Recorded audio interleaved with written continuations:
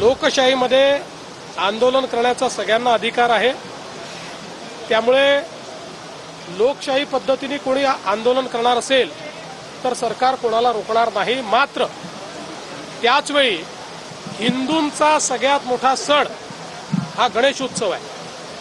त्यामुळे अशा प्रकारचा हा जो सण आहे, या सणात कुठलं विघ्न येऊ नये अशा प्रकारची आमची अपेक्षा आहे।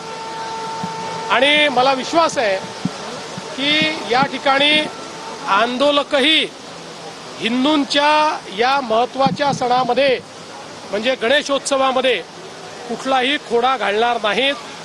कारण आपण सगळे मागण्या वेगवेगळ्या असतील, पण छत्रपती शिवरायांचे मावळे आहोत आणि छत्रपती शिवरायांनी त्यांच्या राज्यामध्ये हिंदूंचे सण हे साजरे करण्याकरता कोणतेही विघ्न कधी येऊ दिले नाही।